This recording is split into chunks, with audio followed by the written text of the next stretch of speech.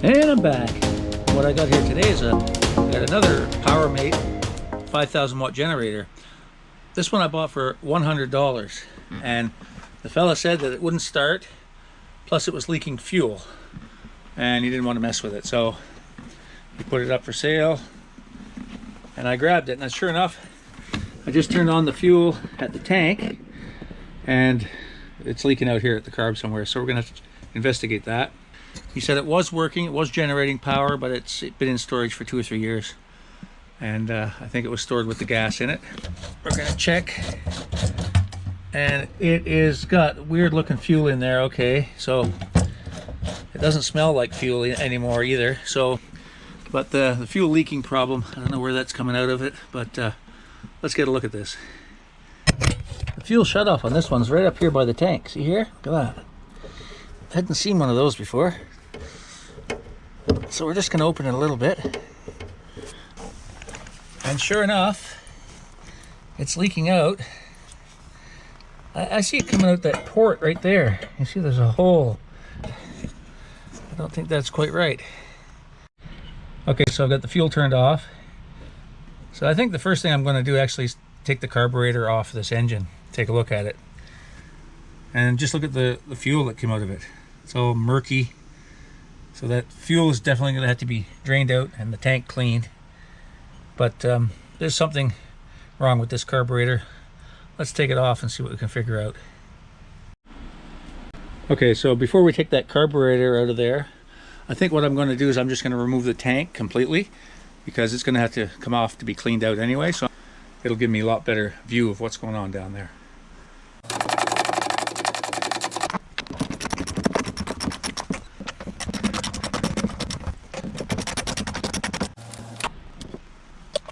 Fuel line goes through a bracket right there. I'm just gonna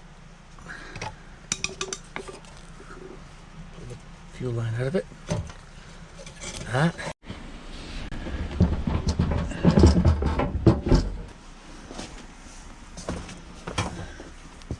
I see the clip on this line has already been pulled back from the carburetor, so that must have been disconnected at one point. That's not where it's leaking though, it's leaking higher up. Okay, bring that off of there. Okay.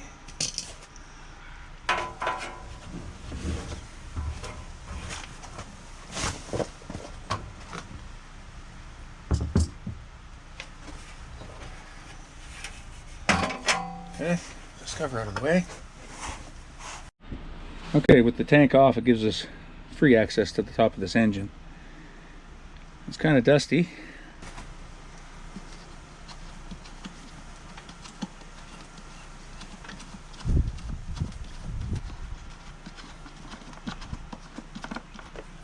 Okay.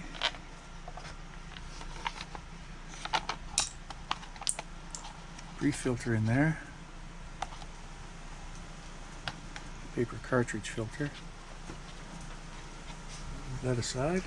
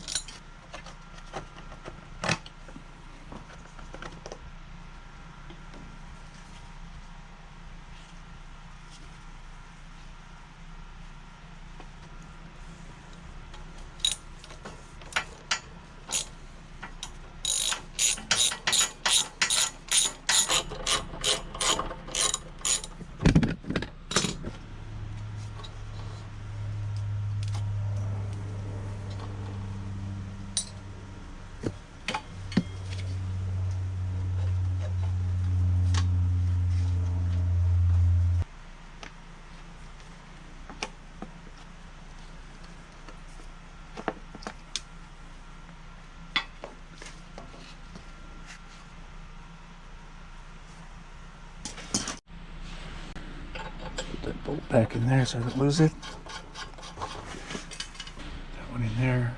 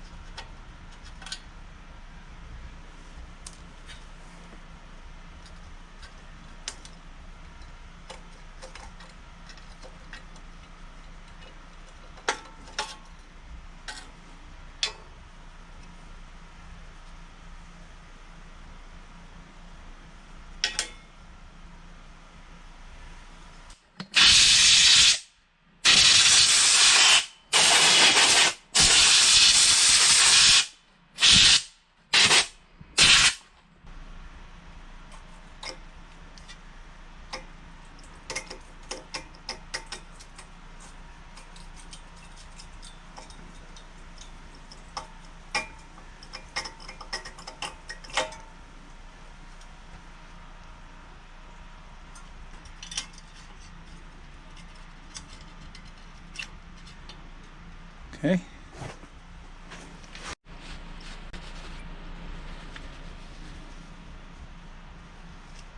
Okay. Let's get this apart and see what's going on inside of it.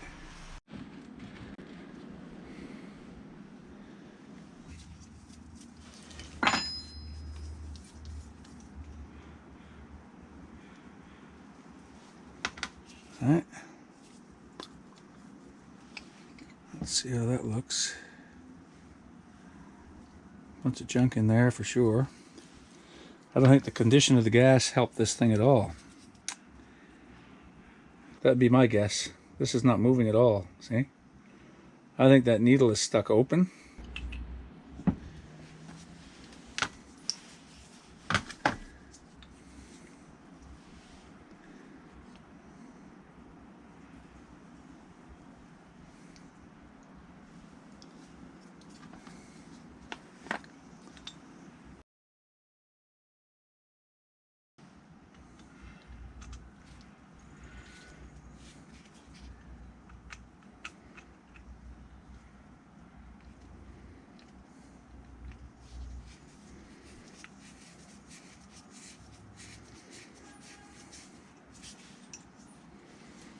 Okay.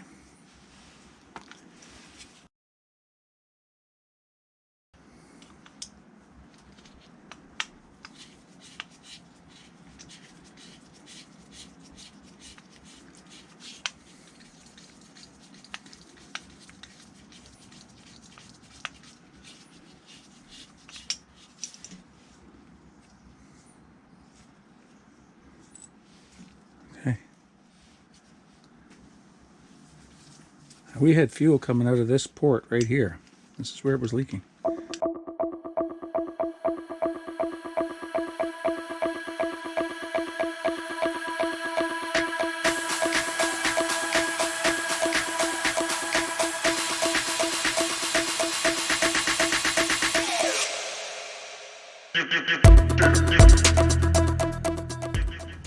Oh. That's that port we had fuel coming out of. I can see that goes right through to these two top ports on the carburetor, right through to there. It doesn't come right through though, does it? No, it stops there.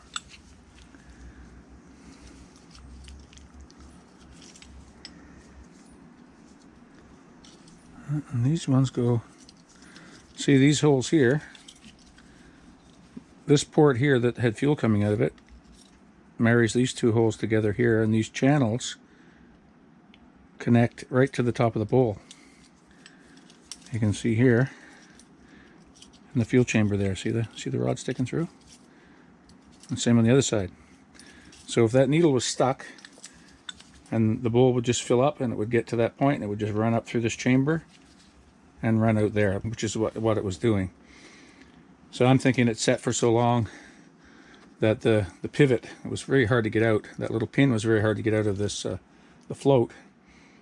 And I figured that seized up, and so the needle was sitting open. So it just allowed it to overflow. I think that's our problem. Okay. Let's clean out every other little bit. I've got some small wires here for cleaning torches, and I may have to get a little smaller bit of wire. But you see this particular carburetor, sometimes the bottom nut is the main jet. This just holds the bowl on. So we'll probe all those little holes. This is the emulsion tube here. What that emulsion tube does is it basically allows the vacuum of the engine to draw fuel in from the bowl into this tube, and it sort of atomizes it. So when it reaches up here into the airstream going into the engine, it's sort of atomized. It's more of a mist than liquid fuel, and that's what that emulsion tube does. But we've got to have all these little holes have to be cleaned out. Sometimes they get gummed up, so we're going to go through all those, clean those out.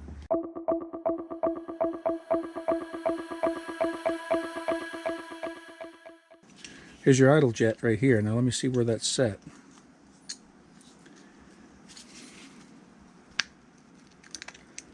That plug is tight down hard to the right. Okay, we're going to clean up all these holes. I'm going to check that for restrictions. I found a wire size that's good for this emulsion tube.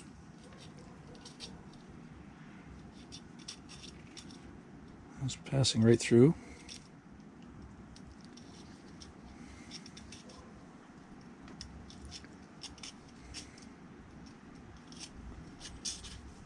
Okay.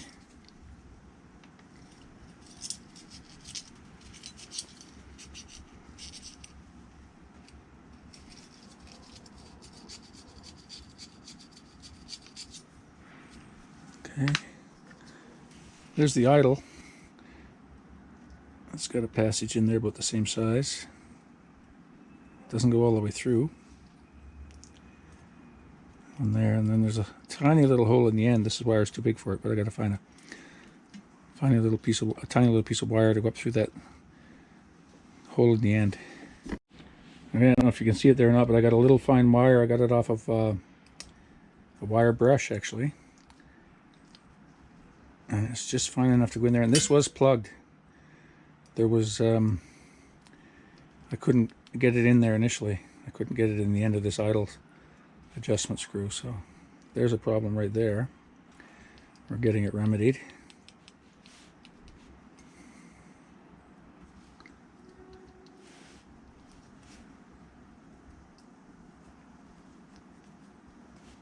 Okay, yeah, that's pretty good. I'll bring it down through the top as well.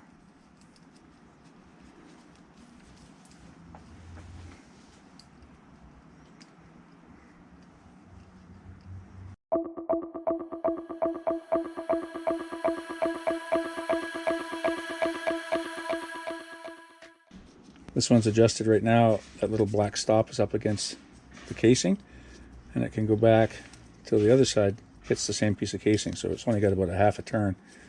But what you do is you can pop this off with a screwdriver, pop it off the end. Okay, now what we're going to do is we're going to count how many turns this is to bottom out. I'm going to screw it in till it bottoms out, so that would be 1/2.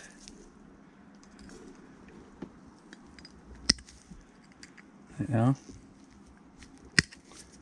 it looks like, I'd say 3/4 of a turn. Yeah. So that, we'll just note that that was 3/4 of a turn out.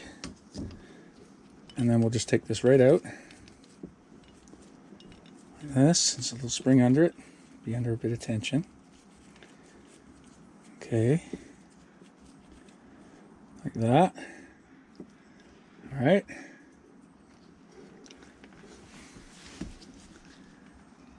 All right. down there, and then we'll clean that little hole out too. All right, so I'm gonna write that down.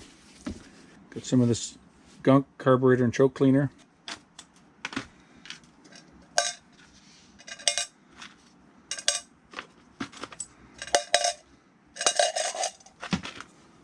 And give that a good healthy blast.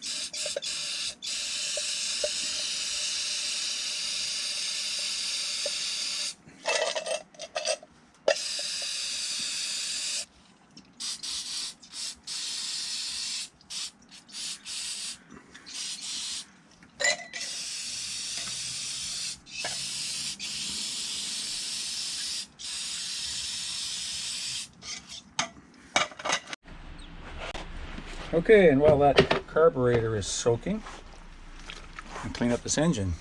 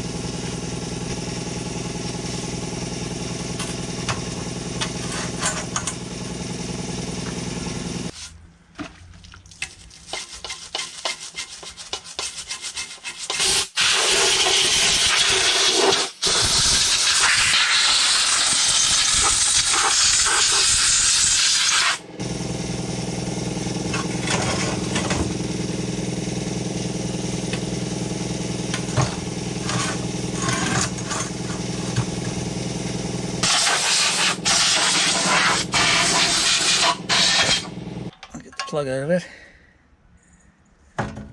Let's do just a quick compression test on this thing and see what we've got in there. There, let's try that. I had a hard time getting a seal. Let's try that. There. See that? Almost 60 pounds.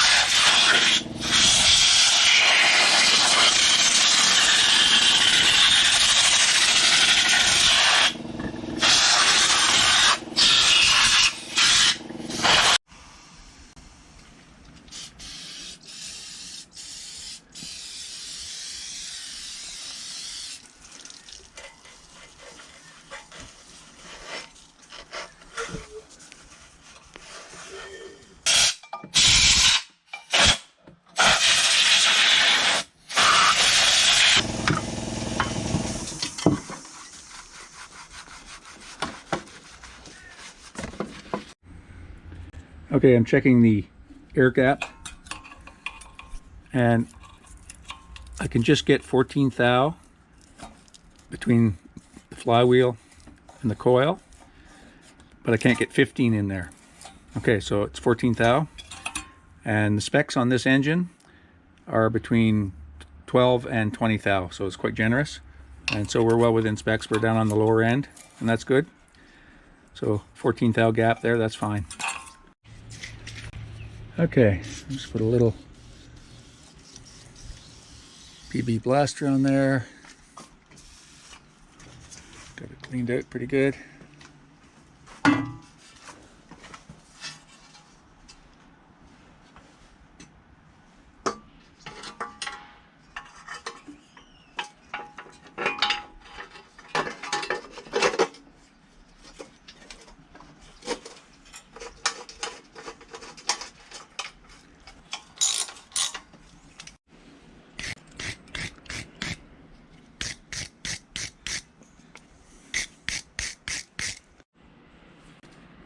And this plug is supposed to be gapped at 30 thou.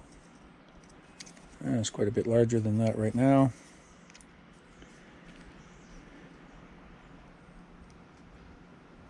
Down.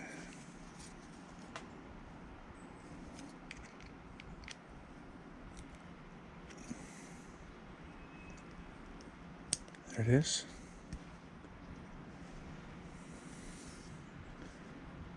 .762 millimeter, 30 thou.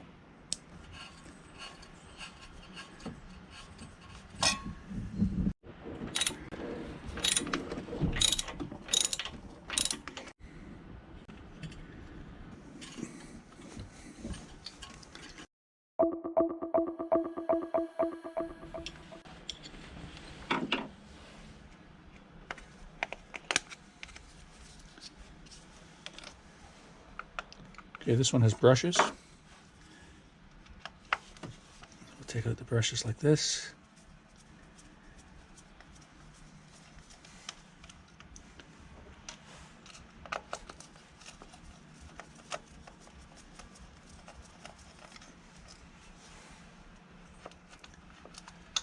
Okay.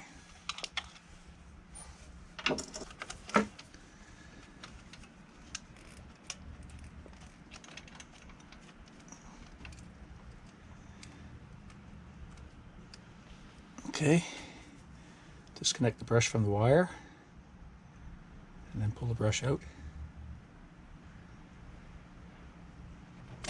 There it is. There's that brush.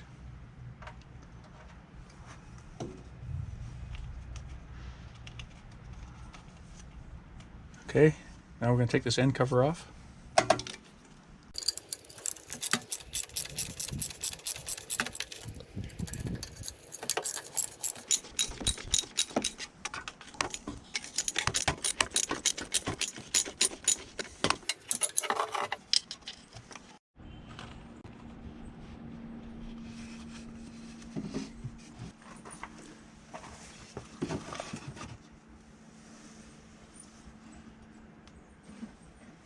These are the slip rings here, and they're quite grooved.